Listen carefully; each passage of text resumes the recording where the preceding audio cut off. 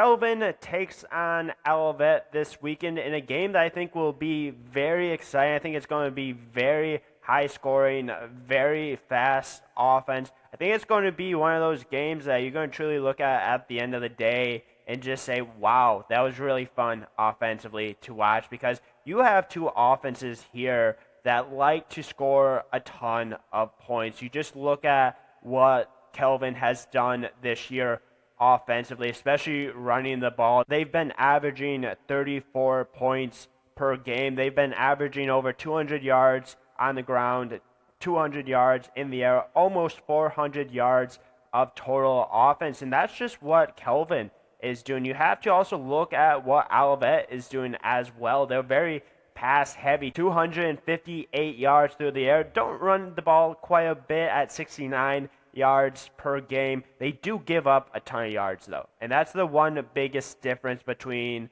this Calvin team and this Olivet team is just the defense. Because what Calvin has done this year is, while they score 34 points per game, they do give up 28 points. And a lot of that's obviously going to be through the air.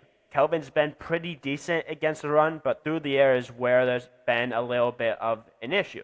Now, you look at what Calvin has done, and then you have to look at what Olivet has given up. And this is what Olivet has experienced this year, and that is giving up a ton of yardage, giving up a ton of points, which is the reason why I think this is going to be a pretty high-scoring affair. This Olivet defense gives up almost 500 yards of offense per game. 231 of those are on the ground. 264 are through the air. They almost give up 48 points per game. Now, if you look at the teams that they have played so far, you're going to obviously be going up against some of the better teams in the conference, right? Like, they've already played Adrian. They've already played Alma. They haven't played Hope yet, but they've played two of the three best teams in the conference. But they've also gave up 49 points to Trine. They also gave up 44 points to Kalamazoo. In a win against Kalamazoo, they end up scoring 47 points. Now, I think this is going to be, like I said, a high-scoring affair, but I can also see that Calvin kind of running away with this a little bit, and that's just no shade on Olivet, but I think that Calvin's going to be able to run the ball very effectively, and I think Olivet's going to struggle to stop the run. I think Olivet's going to struggle to stop the pass. And if you look at just what Calvin has done overall, while they haven't been elite defensively, they've had games where they've given up quite a few points. Again, to the top teams, they've been able to at least prevent some of these other teams, kind of the middle of the pack, from scoring as much as they were against Olivet. And because of that, I think that you're going to have guys, especially defensively, like a Carson Schernstein, like a Caden Kolnowski, like a Reed Bogler, like Caden Bolduc. I think those guys are going to be key contributors on this defense. Carson's been the main guy defensively when it comes to Calvin. Like, if you look at just the amount of tackles he's had this year, 88 tackles. The second leading tackler for this team, 50. Like, Carson is all over the field. And not only is he doing that, he's a guy that has 2 interceptions on this year, 4 sacks. This is a guy that Olivet's going to truly have to worry about. Every time that he's on the field, you're going to have to find him on defense. He's going to make plays. He's going to have hard hits. He's going to be able to truly get in the backfield, be in coverage. Like, he's going to be a guy that Olivet's going to have to truly rely on to try to keep this Calvin offense from stopping what they're doing. And I think if you look at just what Calvin has done overall compared to really the standout defenders for Olivet, you just have to look at like how they have performed, right? Like, you have guys on Olivet team that has performed, that has had turnovers, that have made big stops, but relatively to Calvin, they've struggled. Like, their leading tackler, 52 tackles on this year. Not bad whatsoever. They also have guys that have contributed making plays, especially on the defensive side of the ball. Like, it's not only just 52 tackles, It's guys that have been able to force turnovers. Like one guy you have to really truly talk about is Montreal Reed. 24 tackles on the year, 1 interception. Carlton Freeman, 1 interception.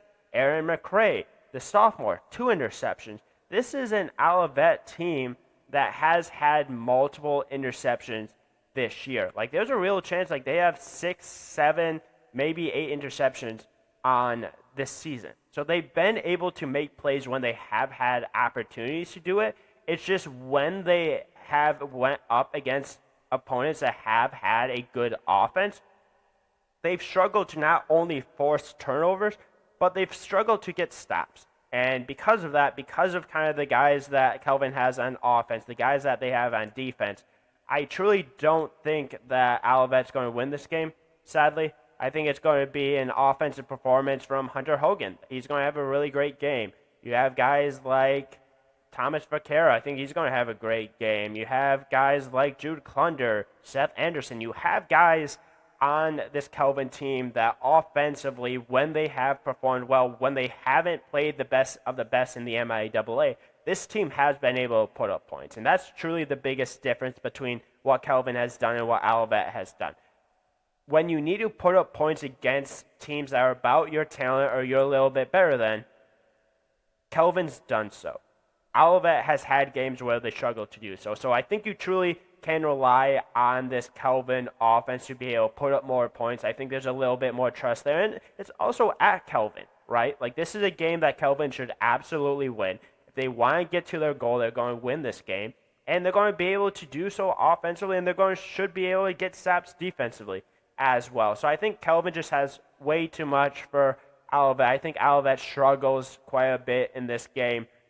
I do think Olivet does put up some points, but I think Calvin is able to put up quite a few points on this defense. And just something that this defense has struggled to do is stop very many teams with a good offense. And I think Calvin has that. I think Calvin has players that have made impacts this year, and I think they're going to continue to make impacts in this game and in the future. So because of that, like I said, I have Calvin winning this game at home.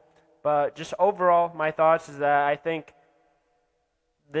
wouldn't surprise me if it goes one way over the other. Like, I would be a little surprised if Olivet did win, but Olivet has won a game this year against Kalamazoo. This is a Kalamazoo team that kept it really close against Calvin, so there's a real possibility there's an upset here, but I just currently don't see. I think Calvin, especially that win against Tryon, will definitely help their confidence coming back and playing this Olivet team. But if you like this content, make sure to leave a like, subscribe, comment, all that kind of stuff. I'll obviously talk about this game. I'll recap. I'll talk about what happened, why one team won, lost, all that kind of stuff. But make sure to share this with friends, family, all that kind of stuff. Definitely will be previewing more games, especially for Calvin and Olivet in the future. And thanks for tuning in, and hopefully you enjoyed this episode.